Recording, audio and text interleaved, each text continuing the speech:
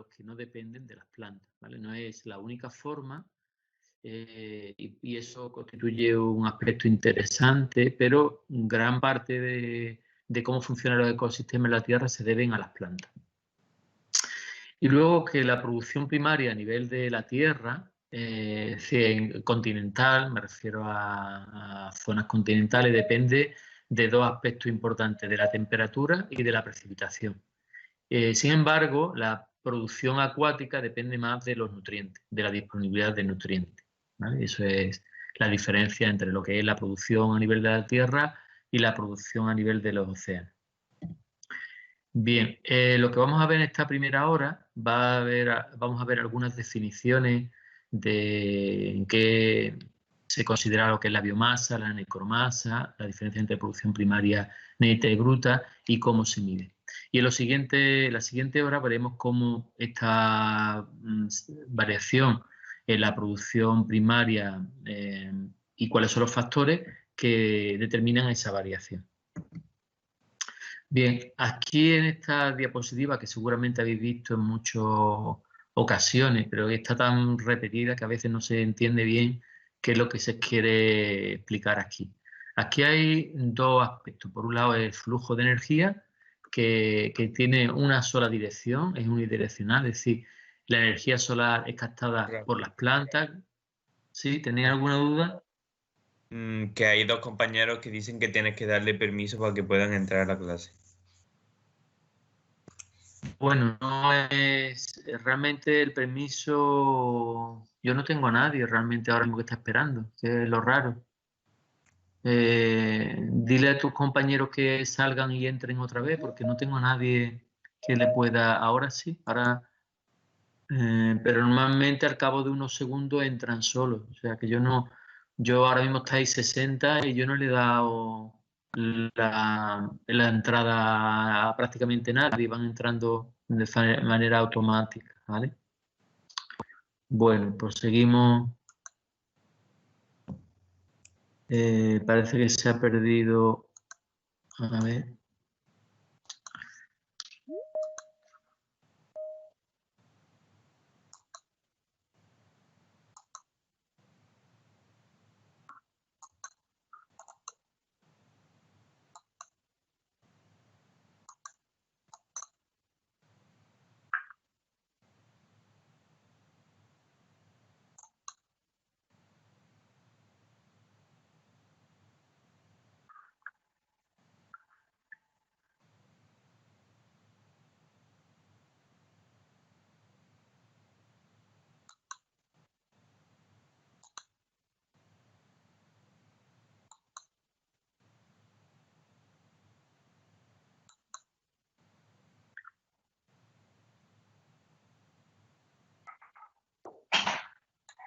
Vale, ¿lo veis ahora la pantalla?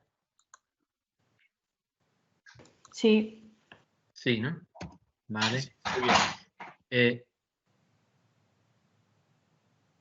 Bueno, lo que estaba contando es que en esta figura lo que se observa son dos aspectos interesantes. Por un lado, la circulación, el flujo de energía, que tiene solamente una dirección, en el sentido general, como funcionan los ecosistemas terrestres, es que el sol, la radiación solar es captada por las plantas, que la convierten en energía química, y esa energía, por el consumo de los herbívoros, los carnívoros, va fluyendo en una dirección, de forma que esta es la única dirección en la que hay unas pérdidas por respiración, por cada uno de los organismos que toman esa energía. Las plantas pierden una parte en respiración, otra parte la transfieren a los organismos y la que no se usa se pierde.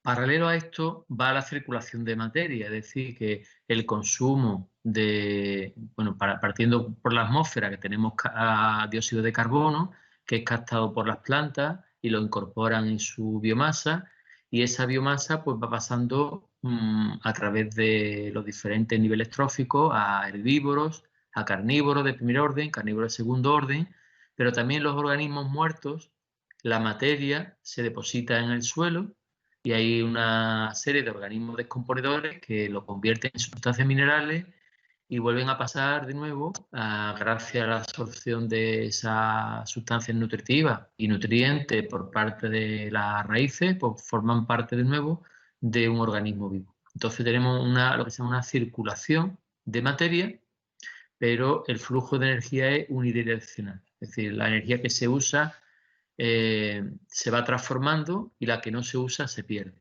¿no? En el caso de la materia hay una parte que se puede volver a usar, que por eso tenemos un ciclo de materia en un ciclo cerrado.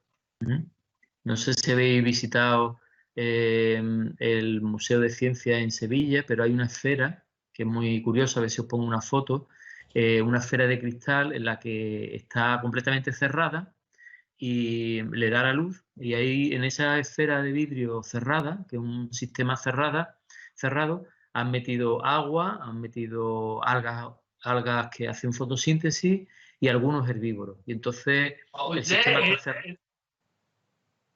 ¿Perdón? No, perdona, que quería comentarle, y ha sido mi hermano, que eso, le iba a comentar lo de la feria o sea, quiero decir, el Museo de las Ciencias, que es una esfera grande que tiene como camarones, ¿no? Eso es, exactamente. Exactamente. Eso es un sistema cerrado que funciona gracias a la energía solar, y esa energía pues se va transfiriendo de las plantas a los herbívoros, y luego la materia orgánica se va descomponiendo y se le va sirviendo de nuevo de nutriente para las algas. De forma que, en teoría, ese sistema estable se mantendría más o menos indefinidamente como está funcionando la Tierra, ¿no? Sin ningún aporte exterior. O sea, pero la cantidad de oxígeno es, bueno, será suficiente, ¿no? Porque, vamos, abastece Claro. eso, ¿no? Una esfera casi hermética.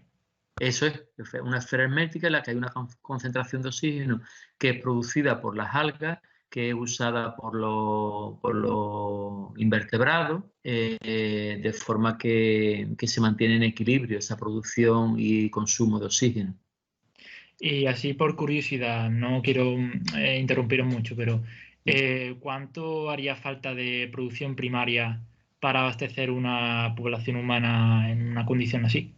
O sea, por ¿En preguntar. cuanto al oxígeno te refieres, o en cuanto Sí, claro, al consumo no, sí, de alimentos? Claro, nosotros consumimos tanto alimentos, ahora lo más limitante es el alimento, ¿no? La concentración de oxígeno que hay en la atmósfera es tan grande que tenemos un 21%, porque haya más población humana no se va a disminuir en gran parte el oxígeno. Pero lo más limitante es el recurso alimenticio, ¿no? Agua y alimento, ¿no? Eso sería más limitante que la concentración de oxígeno ahora mismo. ¿Vale? Pero no te puedo decir un cálculo, eso habría que hacer cálculos complejos, ¿no? Pero vale. interesante la pregunta.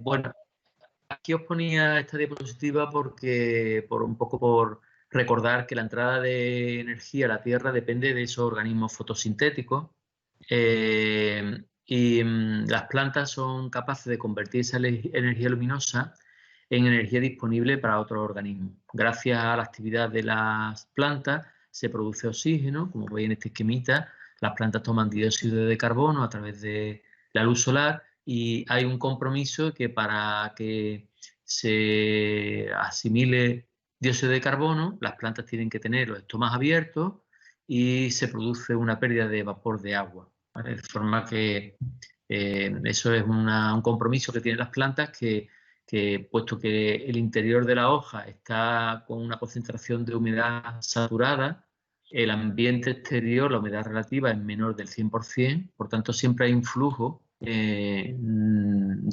pérdida de vapor de agua de la hoja hacia la atmósfera.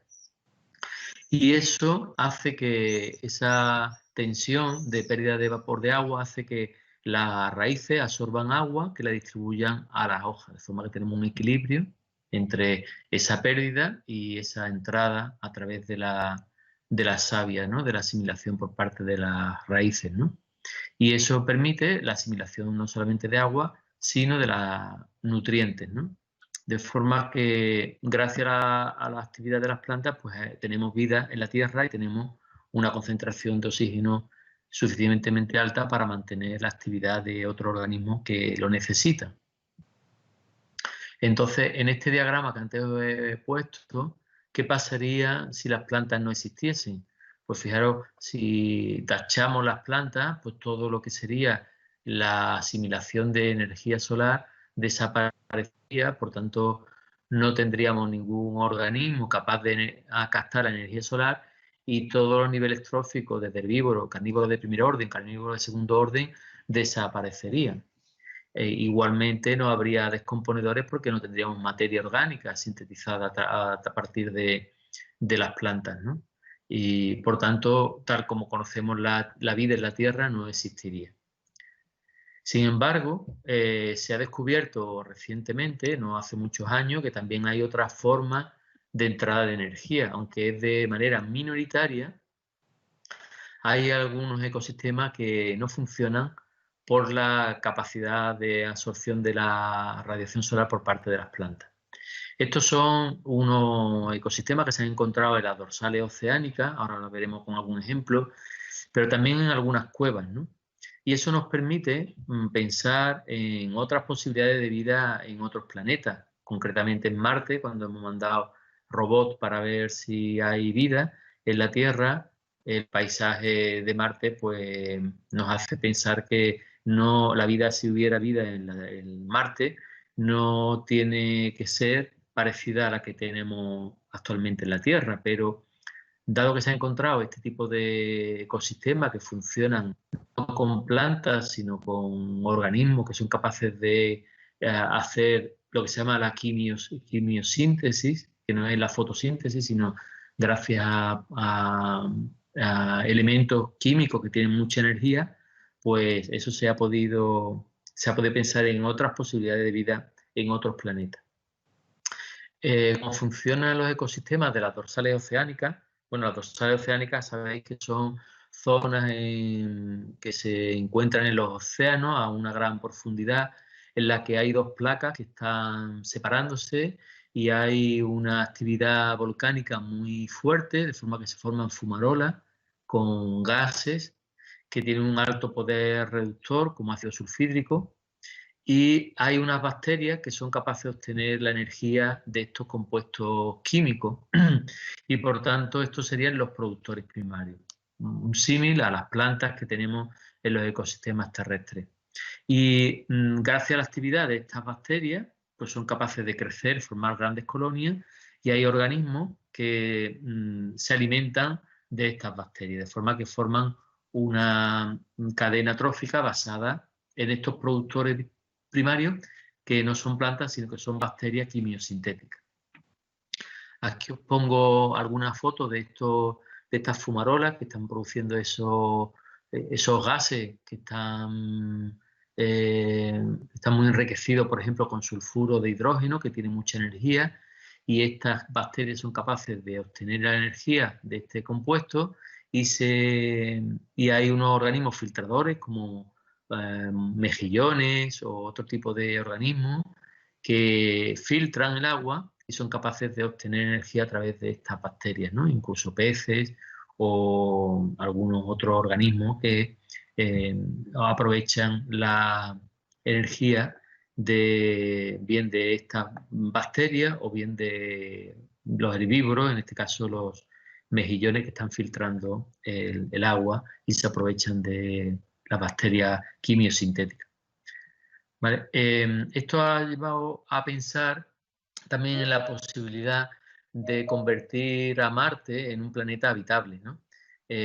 Porque en el pasado parece ser que Marte tenía una atmósfera y océano, como se ha encontrado que hay agua disponible en forma de hielo, y por tanto hay un plan en la NASA para transformar a Marte en un planeta habitable. Ahí tenéis tenéis una reseña en la que aparece un poco de ciencia ficción, pero tratan de hacer habitable creando primeramente una atmósfera. El problema es que Marte ha perdido la capacidad de retener la atmósfera y hay algún proyecto en el que se propondría plantear que hubiera un campo magnético capaz de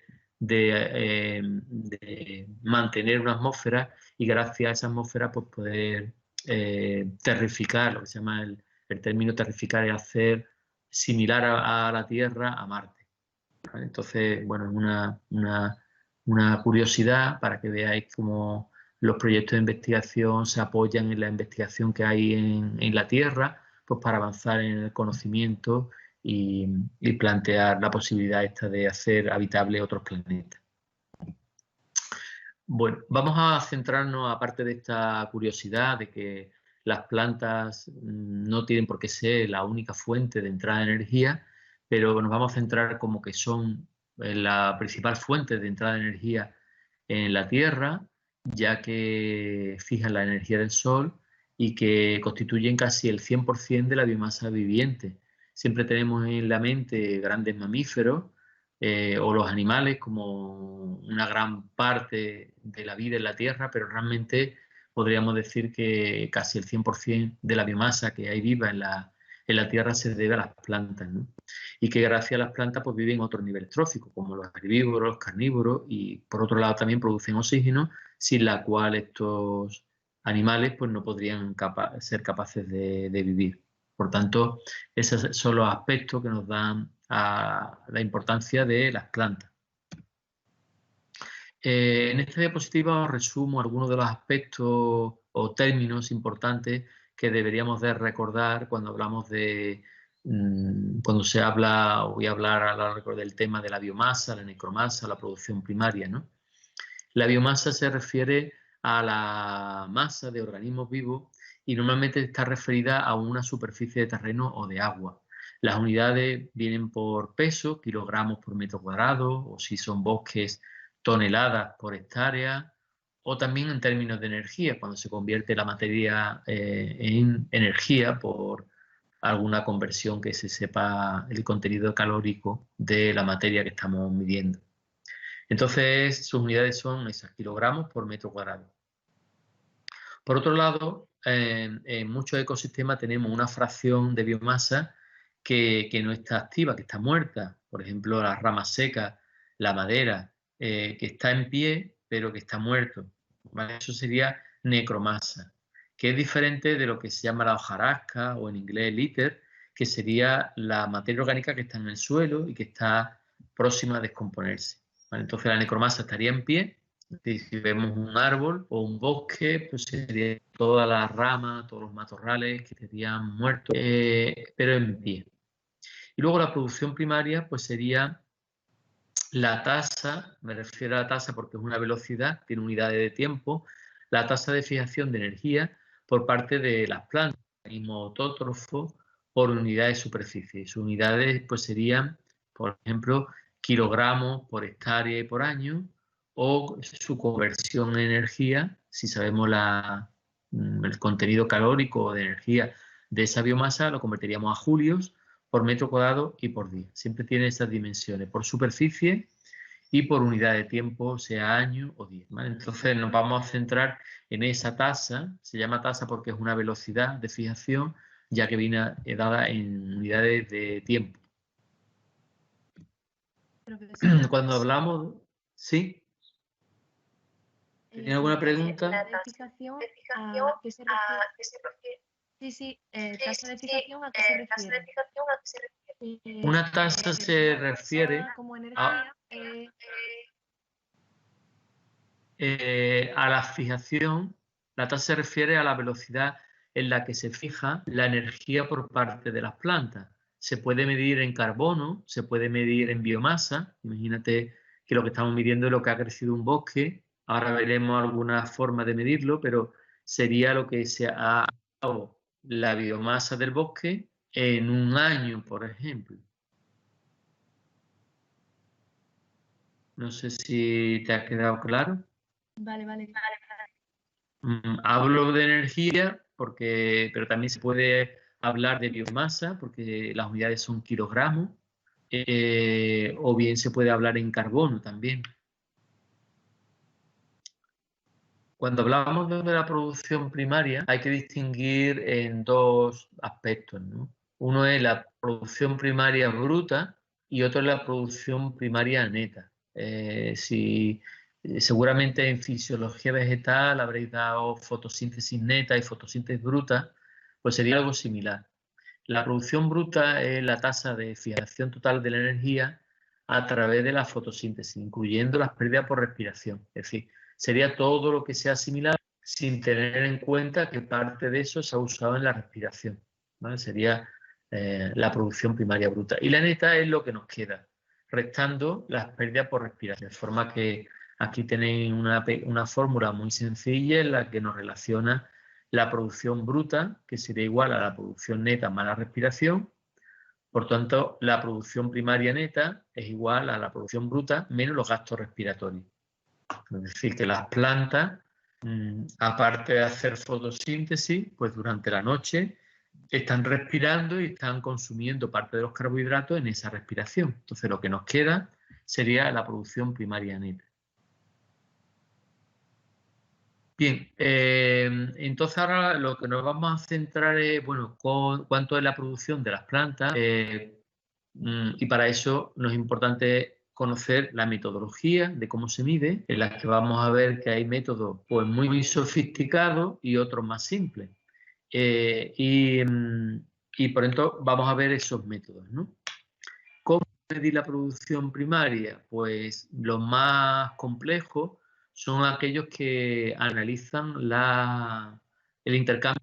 Por ejemplo, la planta absorbe dióxido de carbono, CO2, pues veríamos el consumo de CO2 o la producción de CO2 en términos de respiración, o bien el oxígeno. El oxígeno se produciría cuando se está haciendo fotosíntesis, y cuando se está respirando lo que se está haciendo es consumo de oxígeno.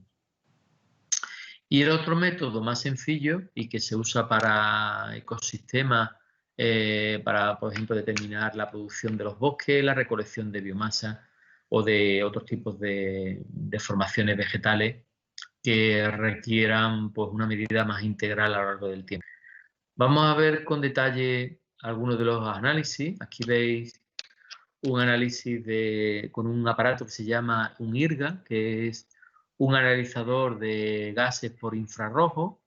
Se llama por infrarrojo porque lo que hace es analizar el CO2 principalmente, porque el CO2 da un pico de absorción en la banda de infrarrojo. Y entonces cuanto más absorción en infrarrojo haya, mayor concentración de CO2 tenemos en el aire.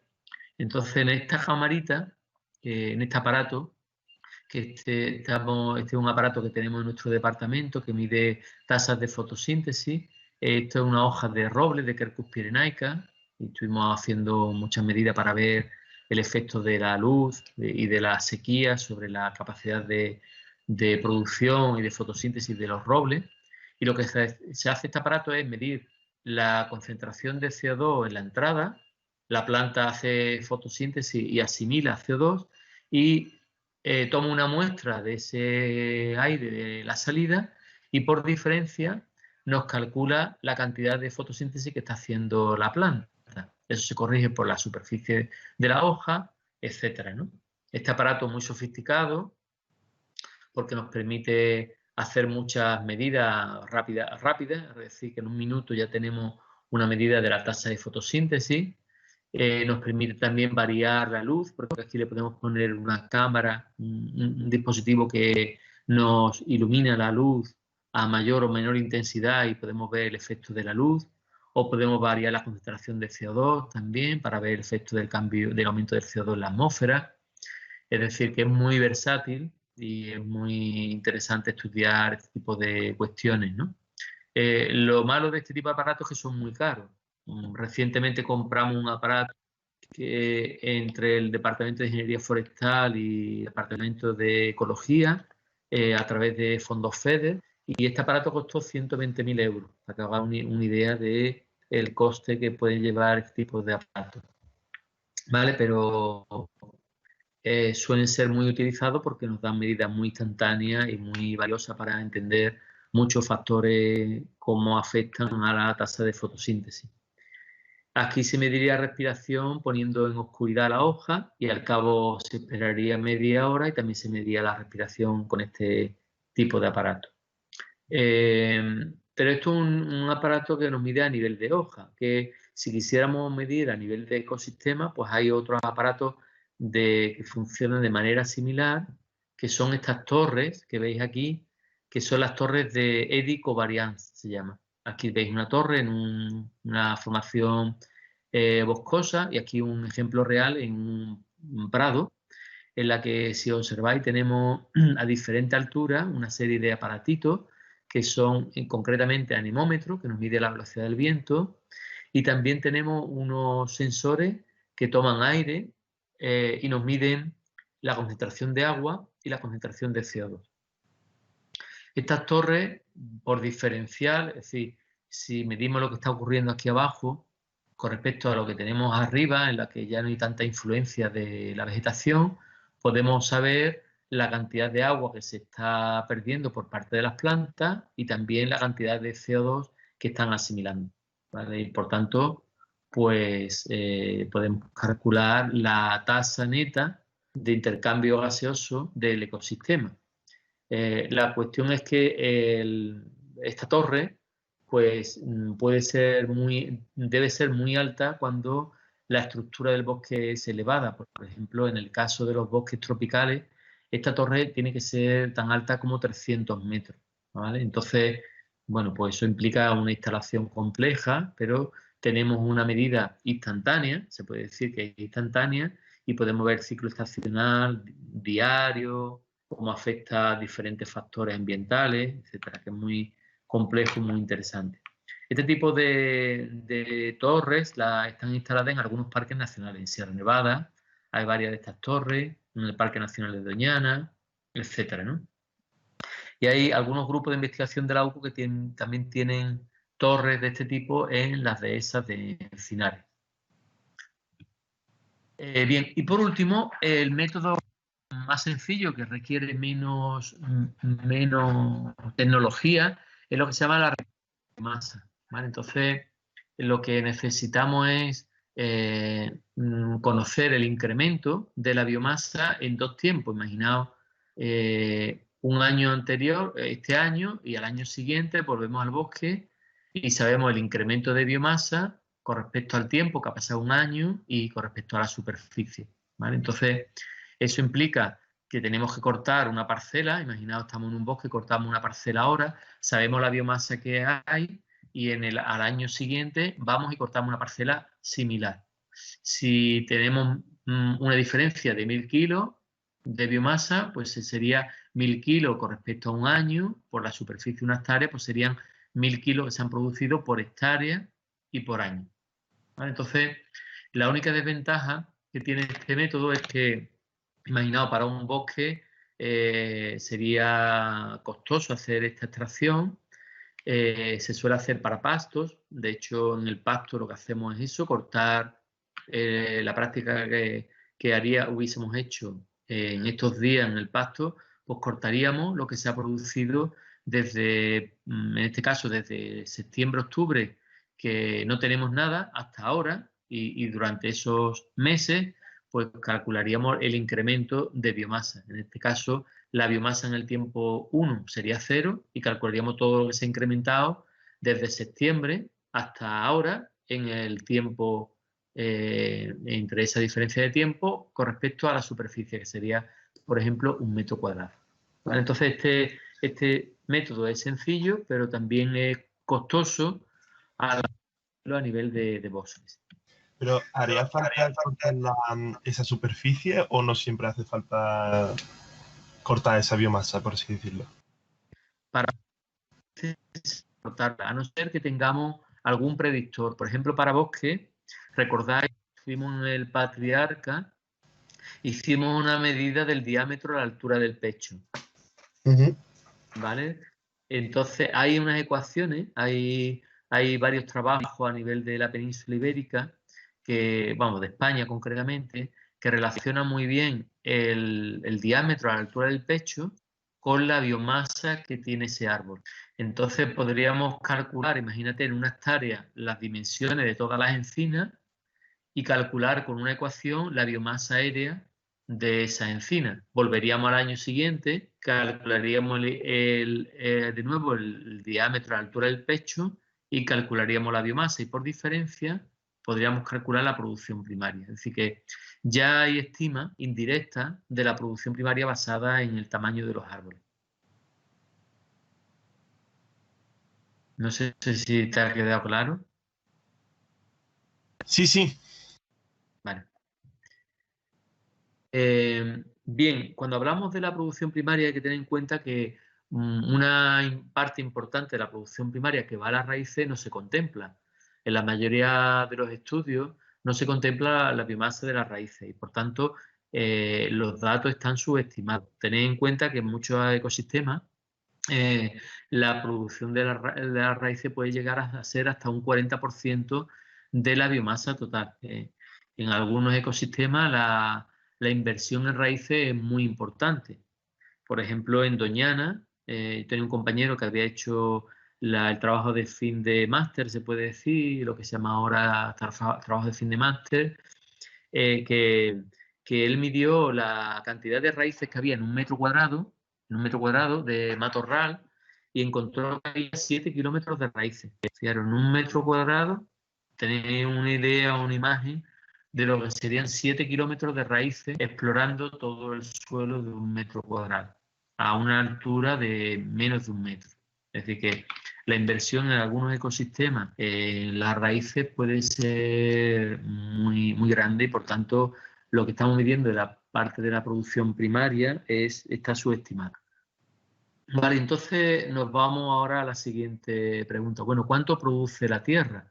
Ahí vemos una imagen de satélite en la que vemos el verdor de los ecosistemas y también, como os puse al principio, cuando se estudian los océanos, la intensidad de la clorofila y gracias a estas medidas pues se ha podido estimar o se suele estimar la producción primaria de la Tierra, ¿vale? Pero las primeras medidas se hicieron por un programa que se llama el IBP, que es el International Biosphere Program, que fue un esfuerzo internacional que se hizo entre 1964 y 1974, en la que se coordinaron a nivel internacional muchos equipos de investigación para determinar los datos que tenemos en esta tabla.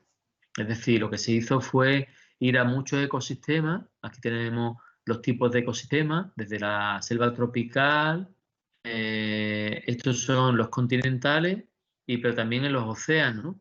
Y se encargó a diferentes equipos pues, que estimaran el área que cubría ese tipo de ecosistema, los valores de productividad, de producción neta, de producción primaria neta en gramos por metro cuadrado y por año, los límites, la media, lo que sería la producción primaria neta mundial, que sería la multiplicación del área, ese valor medio, en millones de toneladas, y luego la biomasa, cuánto había en un momento determinado en el bosque, ¿no?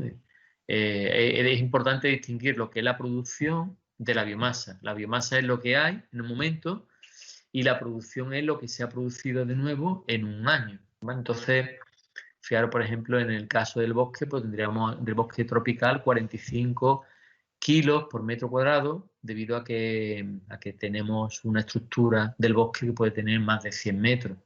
Y luego, cuando multiplicamos esta media por el área, pues tenemos una biomasa mundial importante, ¿vale? Entonces, bueno, esto se hizo principalmente con métodos de recolección. Se iba a un bosque, se cortaba y se veía lo que había de biomasa y luego una parcela similar al cabo del siguiente año se cortaba de nuevo y se calculaba por diferencia, ¿vale? Entonces, os voy a poner, vamos a ver algunos valores generales de máximos y mínimos de lo que ocurre en la producción primaria terrestre, ¿vale? Es decir, os he puesto aquí marcado con un subrayado en rojo, que es lo que sería importante recordar, ¿no?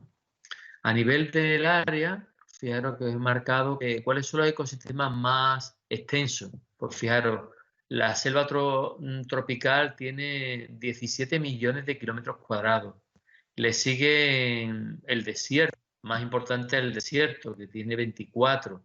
El matorral de desierto y semidesértico tenía 18 millones de kilómetros. Y las sabanas son ecosistemas que tienen árboles compactos, pues tendrían unos 15. Fijaros que entre ellos, pues serían más o menos aproximadamente unos 70, 80 millones de kilómetros cuadrados, que es casi la mitad del total continental. Luego os he puesto aquí una cajita en azul que es la producción. Fijaros que aquí hay una errata que no es productividad, luego lo veremos concretamente qué es la productividad, pero recordad que esto no es productividad, que se llama producción, ¿vale? Producción. Fijaros que aquí ponemos productividad y luego producción. Vale, pues, ¿qué valores máximos? Vamos a fijarnos solamente en los valores medios. Fijaros que los sistemas más productivos son las selvas tropicales, lo que se llama la pluviselva, porque llueve mucho, son los bosques tropicales lluviosos, ¿no? Fijaros que tiene una media de 2 kilogramos o 2.000 gramos, 2.200 gramos por metro cuadrado y por año. Y siguen las marismas y los pantanos. Fijaros que son ecosistemas que tienen una estructura, una altura realmente baja, no llega ni a 2 metros, comparativamente con lo que es la selva tropical lluviosa, que puede ser metros, pero que tienen muchos nutrientes, están en zonas de estuario, están en zonas cálidas, con mucha agua, y por tanto se produce mucho. Y en el extremo inferior pues tenemos los matorrales de desierto, que tendríamos unos 90 gramos por metro cuadrado por año, y los desiertos extremos, que estarían en torno a 3 gramos, muy poquito. ¿Vale? ¿Cuáles son los ecosistemas más productivos a nivel mundial? Pues cuando multiplicamos los valores medios por su área, pues tenemos que los mayoritarios son la selva tropical, con 37 millones de toneladas, por 10 elevado a 9 toneladas. Luego le siguen de manera similar los bosques estacionales tropicales y la sabana. Y luego en cuanto a la biomasa, pues tendríamos que los más importantes en términos de biomasa son los bosques tropicales, en los que podemos tener hasta 45 kilogramos por metro cuadrado. Fijaros las unidades que aquí son kilogramos por metro cuadrado y no hay unidades de tiempo. Por tanto, fijaros que la biomasa mundial a nivel de todo el mundo, pues tendríamos casi 800 por 10 elevado a 9 toneladas. Fijaros en el total, que son 1.800, pues casi la mitad. La mitad de toda la biomasa que hay en el mundo se corresponde con las selvas tropicales. Y eso nos lleva a pensar que es muy importante mantenerlo porque gran parte de esos bosques están reteniendo mucho carbono y por tanto si se desaparecen esos bosques, pues vamos a tener una emisión o una capacidad menor de asimilación de dióxido de carbono y por tanto se va a incrementar mucho más el CO2 en la atmósfera, ¿vale?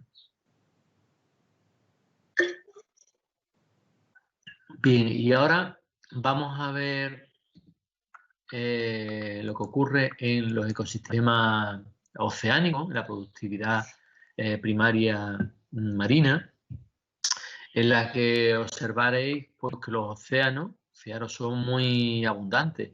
En millones de kilómetros superan al total continental, casi el doble, ¿no? Los 2/3 de la superficie de la Tierra son océanos. ¿Y cómo se mueven en términos de productividad? Pues fijaros que los océanos tienen una productividad relativamente muy baja, 125, que se comparan a los matorrales desérticos. Es decir, que se puede decir que los océanos son casi desiertos porque la producción está muy limitada. Ahora veremos por qué eso es así. Por tanto, a pesar de ser muy extenso en océanos abiertos, pero al tener muy poca producción primaria, pues su contribución al total de la Tierra, que son 170 por 10 elevado a toneladas, pues no llega a ser ni la mitad, ¿vale? Entonces, bueno, dentro del ecosistema marino, es importante reconocer que los más productivos son los lechos de algas y arrecifes, ¿no? ¿Os acordáis cuando hablábamos de los arrecifes de la Gran Barrera Coralina Australiana, que eran ecosistemas muy productivos? Pues fijaros ahí que son tan productivos como las selvas tropicales. Y a eso le añade la alta diversidad que las hace ser unos ecosistemas muy valiosos. Luego los estuarios, donde confluyen los ríos, también tienen muchos nutrientes y son unas zonas muy productivas. Y le sigue la zona de corriente ascendente, donde se producen una entrada de nutrientes del fondo, me aparecen aquí con un sistema bastante productivo, en torno a unos 500 gramos por metro cuadrado y por año. Y luego otro aspecto interesante es la biomasa. La biomasa, fijaros que lo que hay de biomasa a nivel del océano son 5 gramos, estos son kilogramos, 0.005 por metro cuadrado. Es decir, que son 5 gramos lo que tenemos. ¿Por qué? Porque tenemos 5 gramos, porque son algas unicelulares y el peso de esas algas es muy pequeño.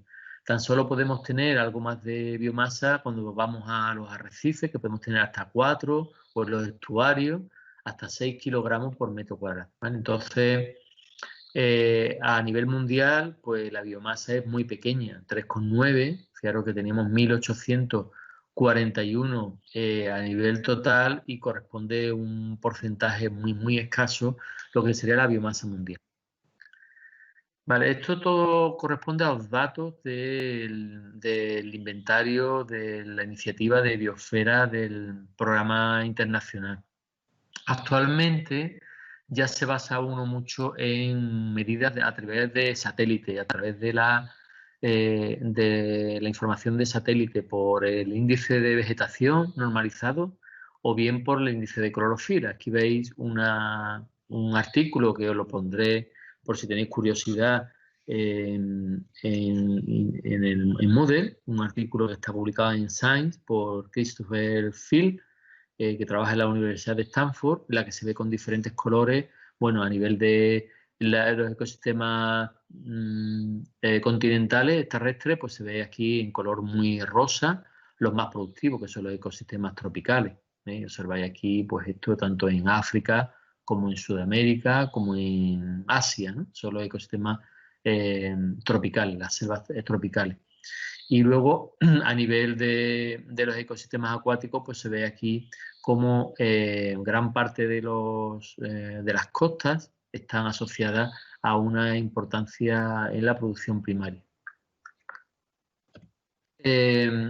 Entonces, os voy a explicar aquí un poco cómo se han hecho estos cálculos de la producción primaria terrestre a nivel de modelos que usan la información de satélite, ¿no? El modelo inicial, la NPPP, es la producción primaria Net Primary Production, la producción primaria terrestre, que depende, el modelo inicial es que depende de la absorción para la radiación fotosintéticamente activa, y esta es la absorbida, ¿no? Es decir, qué parte de la radiación fotosintéticamente activa es absorbida por un coeficiente E, que es la eficiencia de la utilización de la energía. Es decir, cuánto de esa energía es capaz de ser utilizada por las plantas, ¿vale? Y entonces esto se convierte en un modelo desarrollado para la superficie terrestre, en la que la producción primaria terrestre es función del índice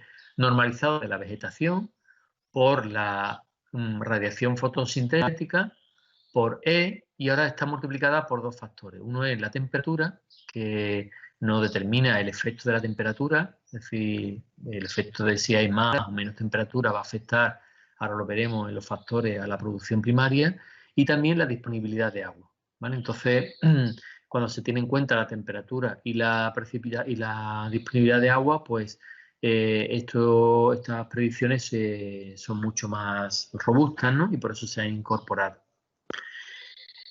En el caso de la producción marina, partimos del mismo modelo inicial, ¿vale? Y aquí se desarrolla de la siguiente manera.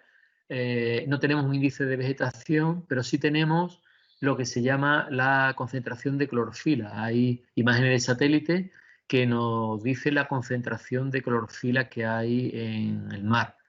Luego, el ZEU es la profundidad a la que llega la luz y en la cual se puede hacer fotosíntesis. Luego lo veremos con más detalle.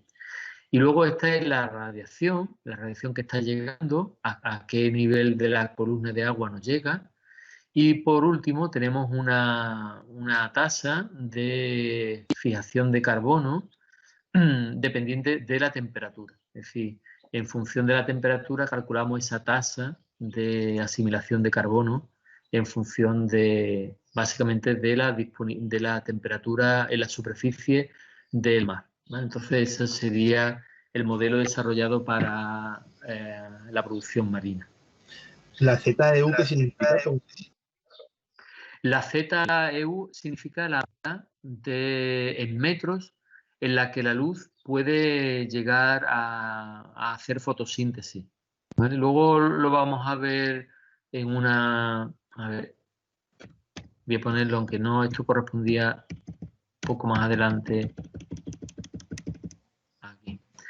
Fíjate, aquí si tuviéramos, imagínate que tenemos un diagrama en la que esta es la superficie del océano y esto es, nos vamos metiendo en profundidad. Hay un valor en la profundidad, imagínate que son 100 metros, en lo que la primaria neta se hace cero, porque la intensidad luminosa va disminuyendo y lo que se asimila por parte es exactamente igual a la respiración.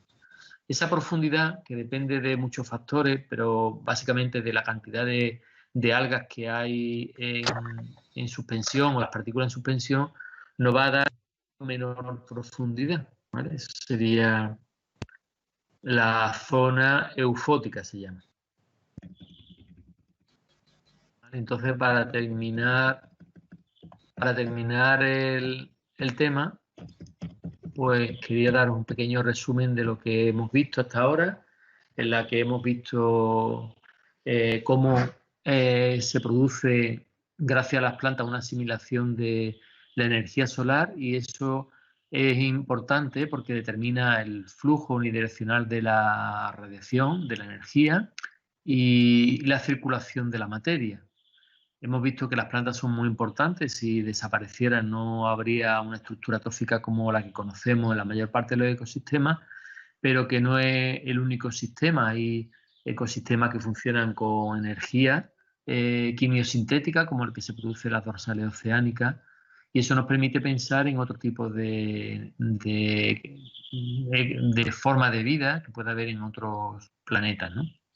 Hemos visto los métodos de medida de la fotosíntesis basados en análisis por gases, en los que medimos la actividad de una hoja o bien de un ecosistema con las torres de covariance, o los métodos de recolección, en los que son menos sofisticados pero también son costosos a la hora de implementarlo.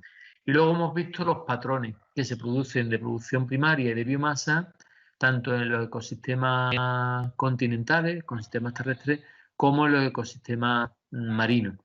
Hemos visto principalmente la zona donde se produce más, la zona donde se produce menos, y la comparación de los ecosistemas marinos con los terrestres, ¿no? Como los océanos se pueden considerar que son casi desiertos, ¿no? Y con esto termino. No sé si tenéis alguna duda. En la próxima hora, a las 1:30, veremos los factores que están regulando esta producción primaria y también haremos el Kahoot. ¿Tenéis alguna duda? Sí, yo tengo una duda. Sí, dime. En la producción primaria terrestre y marina, ¿es productividad o producción? Es producción, ¿vale? Lo vamos a ver a continuación en la siguiente hora, porque en el Vegon a veces te usa de manera indistinta productividad y producción, ¿vale? Pero el término es producción, porque la productividad veremos que es el cociente entre la producción y la biomasa, ¿vale? Entonces, el término correcto es producción, y productividad se refiere, para distinguir, a otro término que es el cociente entre la producción y la biomasa. Vale, gracias. Nada. ¿Alguna duda más? sin la letra epsilon esa que salía, la E, que era Sí. el coeficiente de eficiencia. Eso es una eficiencia en la que las plantas absorben la energía solar, que puede ser un 1 por 1000, depende de los ecosistemas, pues se tienen diferentes valores. Es un valor estandarizado que se usa para eso, para tener un valor más o menos por tipo de ecosistema. Sobre todo para ver qué factores influyen en esa variación, ¿no? Cuáles son los factores responsables de esa variación. Bien, cuando hablamos de producción y productividad en muchos libros se usa de manera indistinta y sobre todo en el Vego. Veréis que hay la tabla que os puse en la que habla de productividad, en otro habla de producción y lo mezcla. Realmente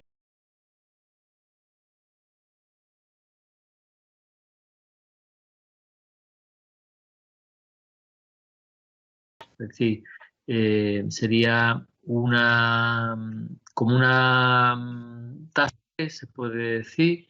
Es como si tuviéramos, imaginado, un dinero en el banco, que sería la biomasa, y cuánto nos está produciendo eso anualmente. El cociente entre esa producción y la biomasa, que es el depósito, pues nos daría una mayor o menor rentabilidad, que es lo que se llama la productividad. Aquí distinguimos, porque podría ser medida la productividad neta. Sí, sí. No está pasando de diapositiva o no se ve. ¿Qué se ha quedado? ¿En una de ellas nada más? El tema 11, producción primaria. En la primera. No se ha llegado a poner ni en pantalla completa. Por lo menos.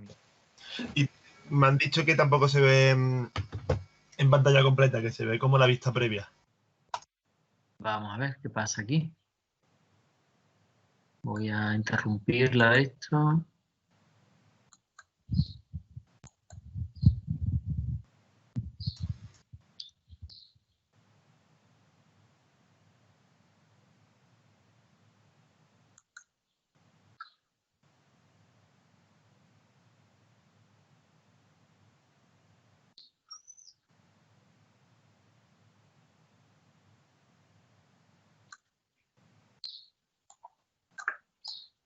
A ver si... Decime si se ve... Voy a poner ahora la presentación.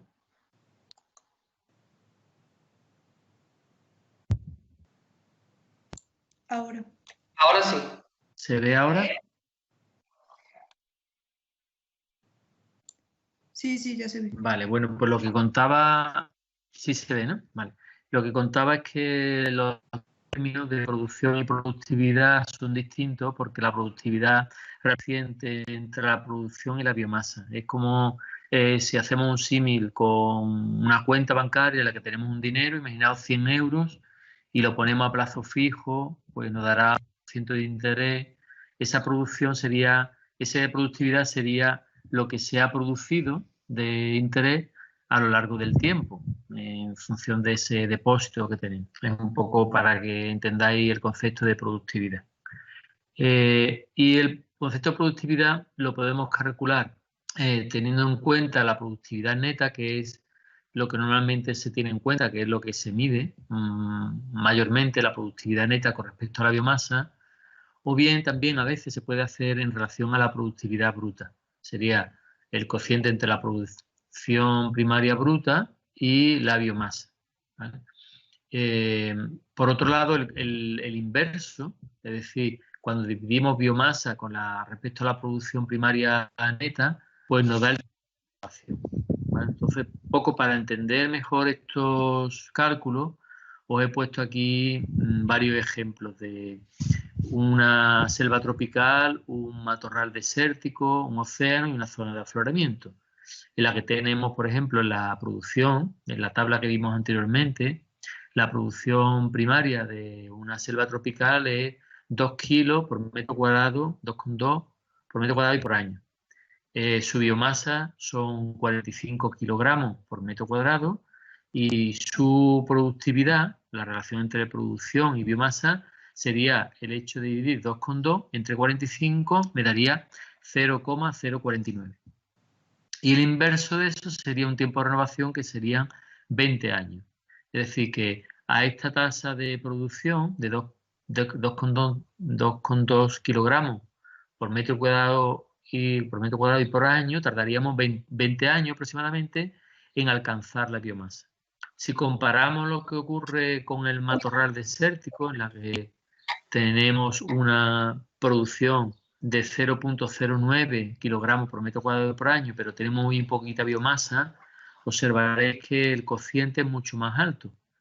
Es decir, que esa biomasa está produciendo una tasa más rápida que sería en el sistema tropical. ¿Por qué es eso? Principalmente porque la cantidad de madera que hay en una selva tropical es muy grande y por tanto su capacidad de producción de biomasa es menor, su productividad es menor. Y eso observamos también cuando hacemos el tiempo de renovación, que es mucho más bajo el tiempo de renovación, porque con esta producción en 7 años alcanzaríamos una biomasa de 700 gramos por metro cuadrado. De forma similar podríamos calcular con el océano, en la que tenemos la producción, la biomasa. Fijaros que en la productividad de los ecosistemas oceánicos es muy elevada. ¿Por qué? Porque la producción, a pesar de ser más baja, pero tenemos una biomasa muy pequeña. Y eso se debe a que las algas se están renovando continuamente. Fijaros que estos serían en años 0,02 años. Es decir, que sería unas cuantas semanas. Por tanto, lo que estamos viendo ahí es que la capacidad de producción de los océanos, a pesar de ser baja, pero tiene una productividad muy elevada porque se están renovando continuamente. Y en el caso del afloramiento, pues haríamos los mismos cálculos y también observaríamos que comparativamente con respecto a lo que pasa en los ecosistemas terrestres, la productividad es mucho más alta. Bien, pues eso simplemente para saber cuando hablamos de productividad y producción, que son dos conceptos distintos. Aquí tenemos un ejemplo similar, en la que estamos comparando un prado con un bosque y observaríamos que la productividad es 0,36 en el prado y es 0,034 en el bosque, principalmente por lo que os he comentado, en el bosque tenemos mucha materia de biomasa que es poco productiva, que es más de estructural que la madera, y eso determina una menor productividad. Bien, y ahora vamos a pasar a ver la variación que se produce a nivel de la producción primaria en los ecosistemas terrestres, en los continentes, ¿no? Aquí veis un mapa en el que se muestra la producción. De nuevo veis productividad, y eso no es productividad, eso es producción. En tono más oscuro, las zonas más productivas, y podemos observar que las zonas más productivas se producen en las zonas próximas al Ecuador, ¿no? Donde vemos aquí los ecosistemas tropicales de Sudamérica, de África y de Asia. Por tanto, esto nos sugiere que tiene un papel importante la radiación y la temperatura, donde la radiación es más intensa y también las temperaturas son más altas. Si hacemos una relación de la producción primaria con la latitud, tendríamos aquí 0 grados y aquí nos iríamos o hacia el norte o hacia el sur, tanto en ecosistemas de prado, como aquí estamos producción primaria neta, por encima del suelo, es decir, la parte aérea, observamos una relación negativa, es decir, la zona cercana al Ecuador, pues la producción es mucho más elevada, y lo mismo con cultivos, también se observa la misma relación. Fijaros que aquí se está distinguiendo las plantas C3, que son los puntos rellenos, de las plantas C4. Las plantas C4, un ejemplo es el maíz. Una planta de cultivo de tipo C3 es el trigo, ¿no? Se refiere a C4, a C3, porque la primera molécula que se sintetiza tras el proceso de la fotosíntesis tiene 3 átomos de carbono o 4. En el caso de las C4 son más productivas, como podéis observar aquí, pero también tanto en un cultivo como en otro se observa esa relación negativa con la latitud. En la zona más alejada de los polos se produce menos. Y de igual manera ocurre con los lagos, es decir, que tenemos los lagos de las zonas tropicales, pues producen mucho más que las zonas que están más cercanas o alejadas de las zonas ecuatoriales. Por tanto, esto sugiere este patrón común tanto en bosques, en prados, en cultivos y en lagos, que hay una importancia grande de lo que es la radiación y la temperatura, que lo veremos a continuación, ¿no? Entonces, aquí vamos a ver de manera aislada algunas ideas, algunos factores que podrían influir en la producción primaria terrestre. Por un lado, nos vamos a centrar en recursos y condiciones. No significa que todos sean importantes, sino que vamos a ver en qué condiciones son unos más importantes que otros. Pero también vamos a ver que las características de las especies, por ejemplo, la cantidad de superficie foliar o la proporción de hojas o la duración de la superficie foliar también influye. Es decir, que dos ecosistemas que están en las mismas condiciones de temperatura y de precipitación o de radiación van a tener una diferente productividad en relación a esas características diferenciales, que puede ser que bosques que tienen más superficie foliar pues van a tener más producción, ¿vale? Pero no lo vamos a ver a lo largo del tema. Nos vamos a centrar a nivel global en esa diferencia de los recursos. ¿Qué necesitan las plantas? Pues por un lado CO2, necesitan radiación, necesitan agua, unas temperaturas óptimas y unos nutrientes, ¿no? Entonces vamos a ver independientemente cada uno de ellos para ver cuáles son la importancia que pueden tener. Bien, con respecto al CO2, pues cuando hacemos unas medidas basándonos en la cámara esta que os puse para medir la tasa de fotosíntesis de una hoja, pues sí observamos que la tasa de fotosíntesis, que la tenemos aquí en el eje de las Y, con respecto a la variación en el dióxido de carbono, pues tendríamos un incremento hasta llegar a saturarse en torno a unos 800 partes por millón. ¿Vale? Entonces, casi todas las especies se saturan en estos niveles de concentración de CO2. Por tanto, podríamos pensar que un incremento de la concentración de CO2 podría estar explicando las variaciones a nivel de la Tierra, ¿no? El por qué en los trópicos hay mayor producción primaria que en la zona cercana a los polos. Pero ¿qué observamos? Que realmente la variación la variación del CO2 a nivel de la Tierra es muy limitada. La concentración de CO2 actualmente en un bosque en el Patriarca, por ejemplo, en Córdoba, es muy similar a la que podemos tener cerca de un ecosistema ártico, porque la difusión del CO2 es muy rápida. Por tanto, no tenemos diferencias que expliquen el por qué en los trópicos hay mayor producción que las zonas polares, ¿no? No es la diferente concentración de CO2. Lo que sí observamos es que... ¿Cómo es la diferencia entre las zonas polares y los bosques tropicales? ¿Cómo es? Sí, lo que hemos visto, lo que he explicado antes es que los bosques tropicales producen más que las zonas alejadas de los trópicos, ¿no? Y una de las hipótesis podría ser, bueno, podría ser porque hay más CO2, porque sabemos que cuanto más CO2 se hace más fotosíntesis, ¿vale? Entonces una hipótesis podría ser que las diferencias en la concentración de CO2 atmosférica podrían influir en la producción de los bosques tropicales. Pero ¿qué ocurre? Que realmente las variaciones de CO2 en la atmósfera son mínimas. Si nosotros tomamos aire en un bosque tropical, en la atmósfera, por encima del bosque, esa concentración es muy similar a la que podríamos tener en Córdoba o en una zona ártica. Por tanto, esas variaciones, no hay variaciones de CO2. No sé si me entiende. Sí. ¿Vale? Entonces, ¿qué es lo que estamos observando con el CO2? Bueno, que actualmente tenemos 400 partes por millón y que si seguimos la misma tendencia que hemos seguido en los últimos meses antes del coronavirus o años atrás, en la que hay un incremento en la actividad humana que está propiciando un incremento de la concentración de CO2, pues se prevé que vamos a aumentar hasta llegar, se estima que para el 2050 a 700 partes por millón. Y eso puede redundar en la producción primaria. Las plantas van a tener como más alimentos y eso podría dar lugar a una mayor producción primaria. Lo que se está viendo que eso sí puede ocurrir en los bosques tropicales, donde tenemos agua, nutrientes y temperaturas adecuadas para que se produzca más, ¿no?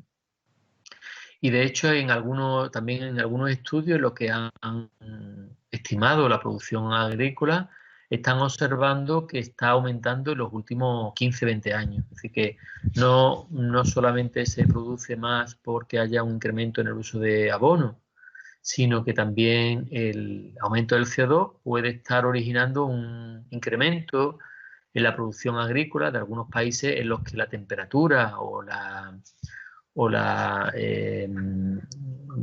disponibilidad de agua no está limitando, ¿vale? Entonces, la concentración de CO2 puede mejorar en algunos casos la producción primaria. No en todo, pero sí en algunos.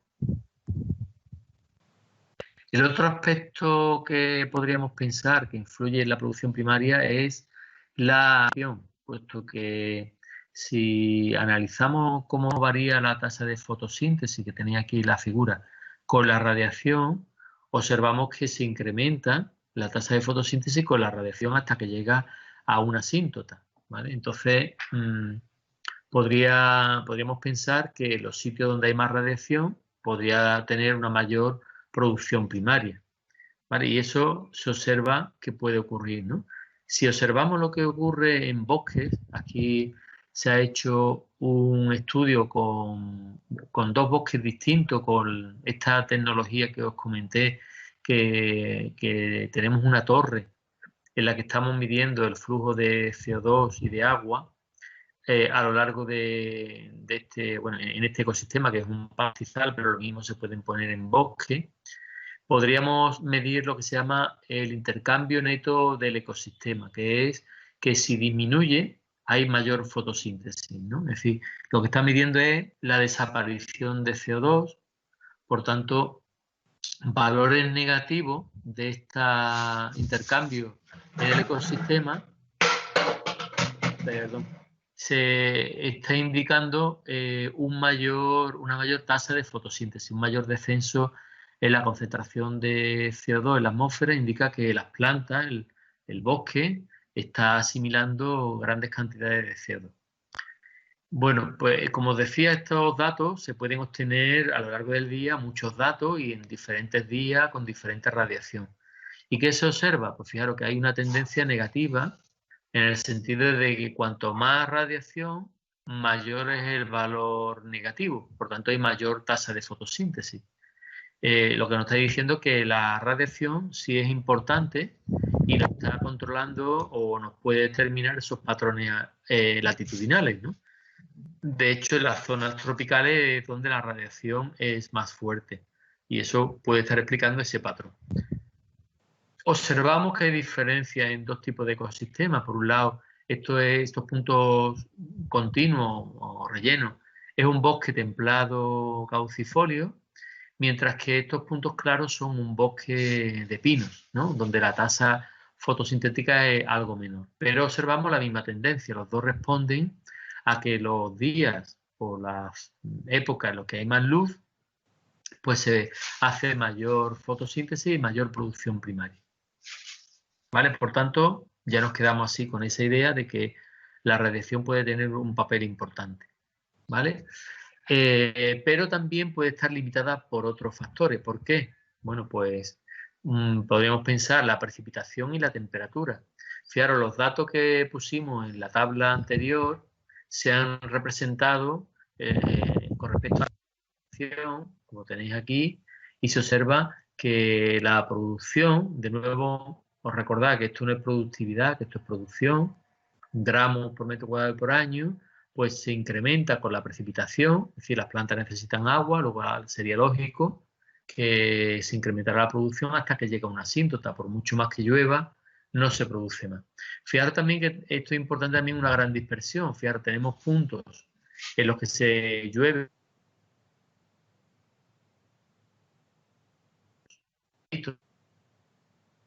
Y Si le escuchan, hay una precipitación similar. ¿Perdón?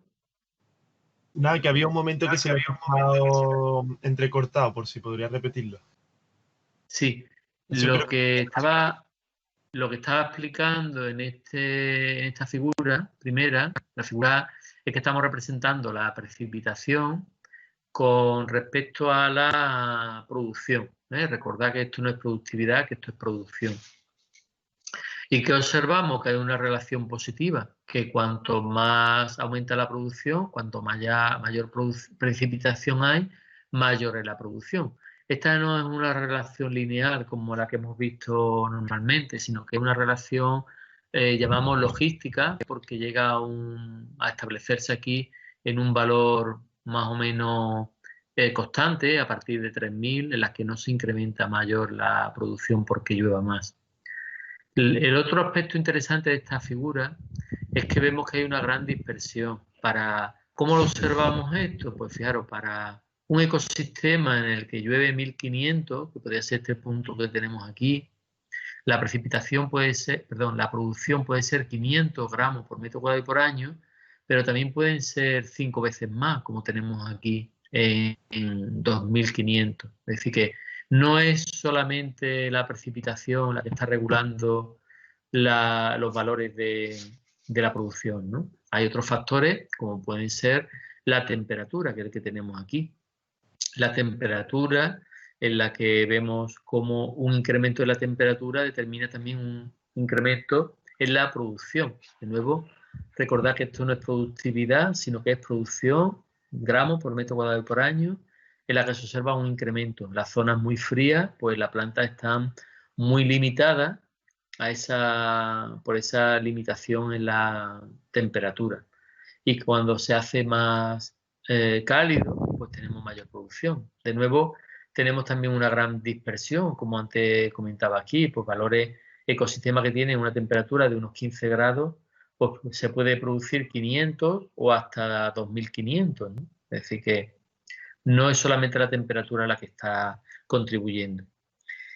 Vale, entonces en relación a estos dos aspectos hay una variable que combina la precipitación y la temperatura, que es la evapotranspiración. La evapotranspiración se define como el flujo de agua que hay desde la atmósfera, desde el suelo y la vegetación a la atmósfera. ¿Y qué nos indica esto? Pues es una combinación de la temperatura y la precipitación.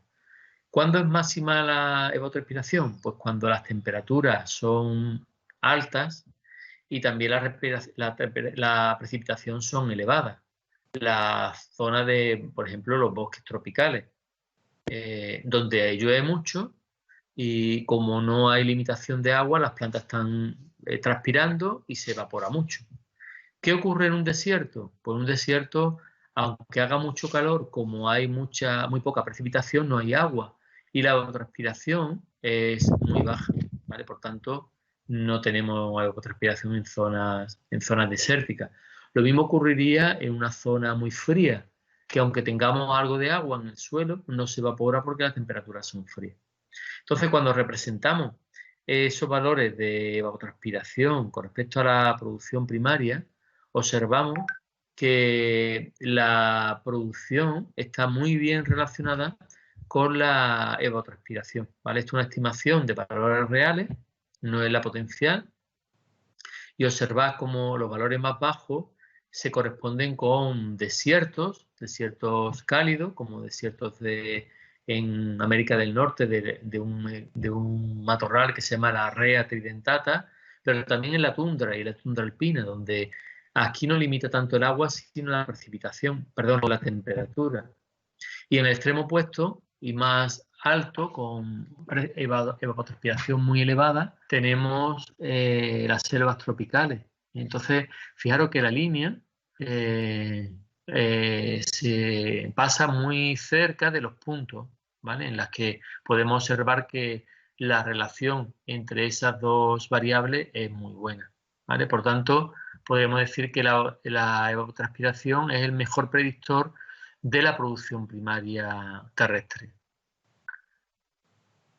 Bien, luego hay otros aspectos interesantes que nos pueden ilustrar las variaciones, como puede ser la disponibilidad de nitrógeno. Aquí vemos una relación en la disponibilidad de nitrógeno medida como tasa de mineralización de nitrógeno en 20 bosques de roble, ¿no?, en Estados Unidos.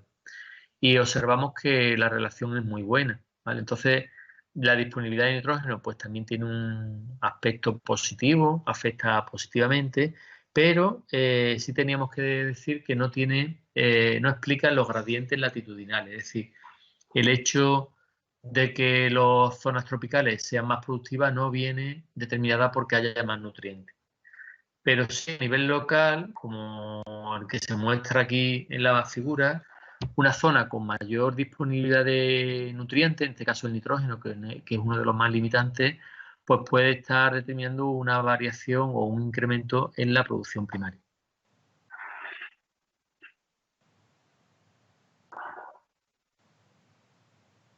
Bien, entonces en resumen, ¿qué podríamos decir de los ecosistemas terrestres, ¿no? Bueno, que podríamos decir que el mejor predictor es la evapotranspiración real, porque es una combinación de las temperaturas y la precipitación óptima, y que a nivel local pues tienen una gran importancia los nutrientes, como hemos visto en el ejemplo de los bosques de las sabanas de roble. Bien, y ahora vamos a ver qué pasa con los ecosistemas acuáticos, principalmente los oceánicos, ¿no?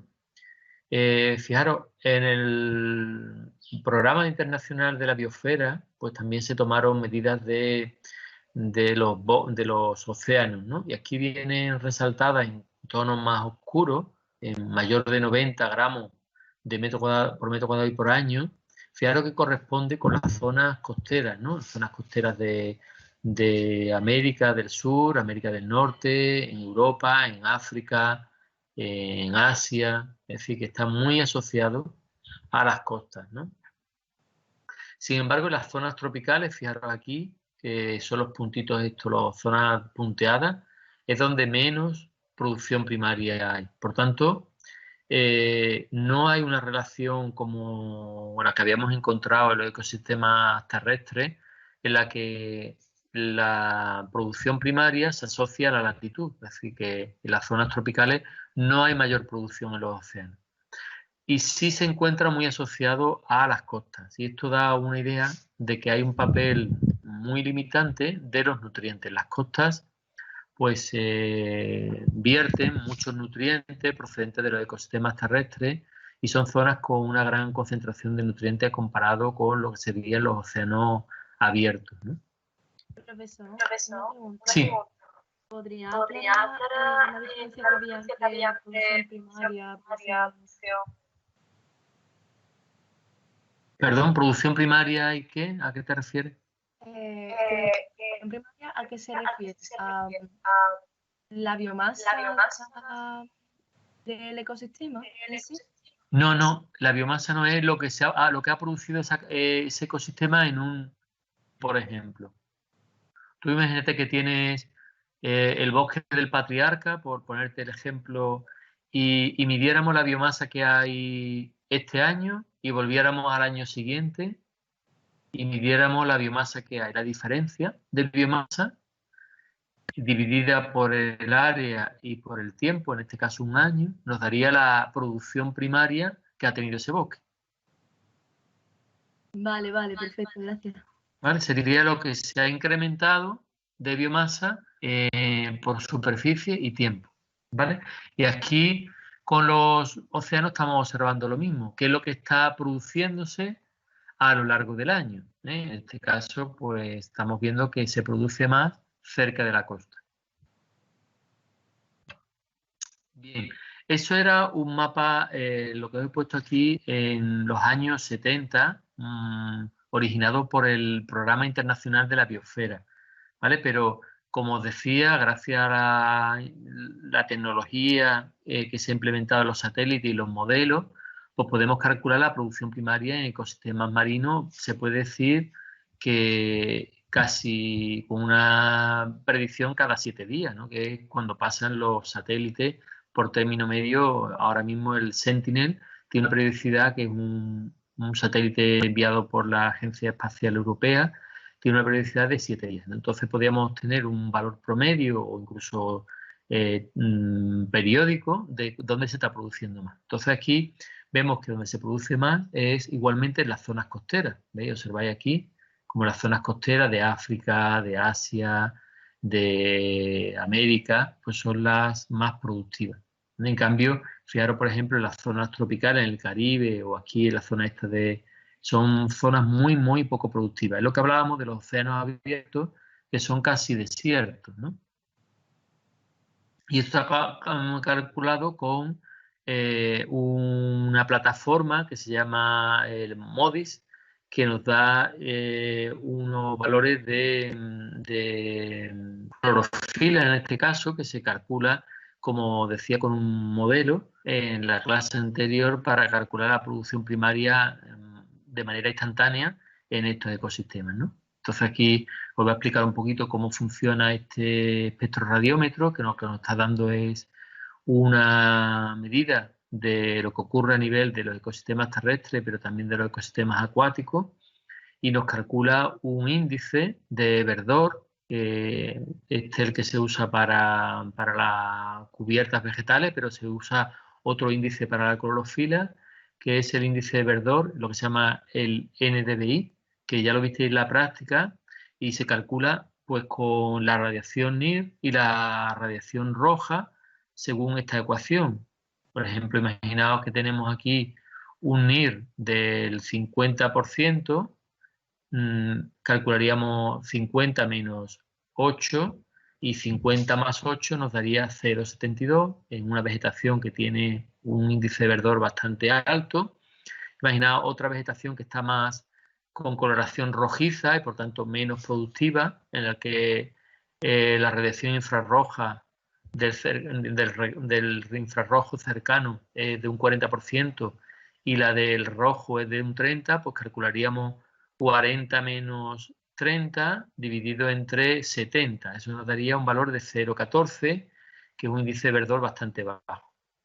Y esto está muy relacionado con la producción primaria. Como habéis visto en el modelo que os puse, matemático, pues este índice de verdor se usa para calcular la producción primaria de ecosistemas terrestres y de igual manera se usa el índice de clorofila a través de unos índices de NIR para calcular la producción de los océanos.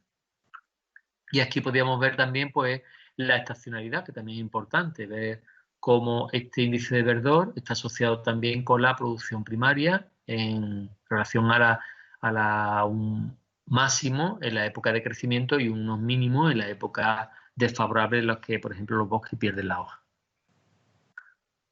¿Vale? Entonces hay mucha investigación porque nos permite tener muchos datos casi con una periodicidad muy actual y ver diferentes factores de cómo están afectando a la producción primaria, no solamente de los ecosistemas terrestres, sino de los océanos. Bueno, entonces nos vamos a centrar ahora, viendo el papel que juegan principalmente los nutrientes, vamos también a resumir algunos de los factores que podrían explicar la limitación de la producción primaria a nivel de los océanos, ¿no? El primero de ellos es la luz, que va a determinar, si recordáis el modelo de producción primaria de los ecosistemas marinos, la luz era un aspecto importante. Luego la profundidad de la capa eufótica es también importante porque la luz puede penetrar más o menos. Imaginaos que tenemos solamente 1 metro donde llega la luz, pues solamente sería productiva 1 metro. En cambio, si tenemos una luz que es capaz de llegar a 20 o 30 metros, tendremos un volumen de agua en el que se hace fotosíntesis y por tanto podría contribuir más a la producción primaria. Eso por parte de la luz. Y luego tendríamos, por un lado, los nutrientes que vienen del fondo marino y gracias al mezclado vertical o a lo que se llama los afloramientos marinos, pues podrían ir de la parte más profunda hacia la parte donde tenemos los nutrientes y favorecer la producción primaria, pero también dentro de la columna de agua podemos tener un reciclado de nutrientes, que significa que hay microbios en el zooplancton que están degradando pues material muerto y por tanto permiten una liberación de nutrientes. Entonces los nutrientes pueden venir por esas dos vías, por la del fondo marino o bien por el ciclado de nutrientes, por la parte de la descomposición de esa columna de agua. En esta diapositiva también vemos la importancia que puede tener la luz, ¿no? Aquí esto como si fuera un perfil de un ecosistema de un océano. Esto es la superficie y esto es nos vamos adentrando en profundidad, y si midiéramos la intensidad luminosa, pues veríamos que aquí es máxima y se va disminuyendo porque, claro, hay más partículas en suspensión y van atrapando esa luz y va habiendo cada vez luz. Lo que ocurre con la producción, de nuevo, esto es productividad y no es productividad, borrarlo, es producción primaria neta. También veríamos que es máxima cuando hay mucha luz y se va disminuyendo conforme va disminuyendo la luz.